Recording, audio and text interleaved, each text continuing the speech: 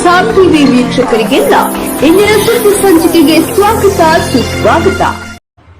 ಕಲಿಯುಗದಲ್ಲಿ ಏನೆಲ್ಲ ನಡೆಯುತ್ತದೆ ಎಂಬುದಕ್ಕೆ ಈ ಒಂದು ವಿಡಿಯೋ ಸಾಕ್ಷಿ ಇದೆ ನೋಡಿ. ಈ ಒಂದು ವರದಿ ತಮಗೆಲ್ಲ ಒಪ್ಪಿಸ್ತಾ ಇದ್ದೇನೆ ನೋಡಿ. ಈ ಕಲಿಯುಗದಲ್ಲಿ ಏನೆಲ್ಲ ನಡೀತಾ ಇದೆ ಅನ್ನೋದನ್ನ ಕೆಲಸ ಕೊಡಿಸುವುದಾಗಿ ನಂಬಿಸಿ ಯುವತಿಯನ್ನ ರೆಸ್ಟ್ ಹೌಸ್ಗೆ ಕರೆದ PWD ಎಂಜಿನಿಯರ್ ಮುಂದೆ ಏನಾಯಿತು ನೋಡಿ ಈ ವರದಿಯನ್ನ.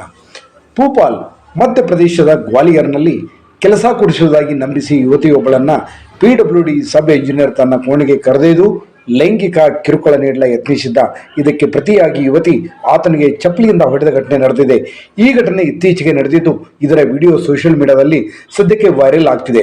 ಆರೋಪಿ PWD ಉದ್ಯೋಗಿಯನ್ನ ದಾಡಿಯಾ ನಿವಾಸಿ ಮತ್ತು ದಾಬ್ರಾದಲ್ಲಿ ನೇಮಕಗೊಂಡ ಸಬ್ ಎಂಜಿನಿಯರ್ ರಾಮ್ ಸ್ವರೂಪ್ ಕುಶ್ವಾಹ್ ಎಂದು ಗುರುತಿಸಲಾಗಿದೆ.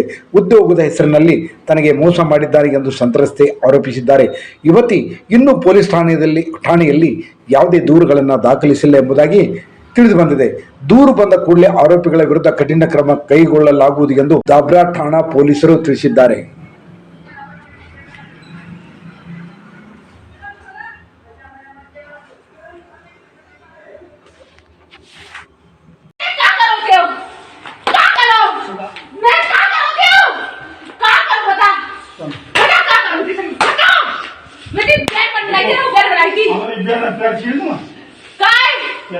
जीवन बर्बाद करो तो बर्बाद करा मेरा बर्बाद करा तो नहीं छोड़ाऊं काची तो नहीं छोड़ाऊं मैं पूरे से फोन लगा रही चल लगा जला के कचिया काची का छुट्टी वाले तेरा कितनी जिंदगी बर्बाद करी मैं तो छुट्टी करो तुम बहन जी तुम तो बात की बातें कर रहे हो देखो फालतू की बातें कर रही है फालतू की बातें कर रही है चल थाने में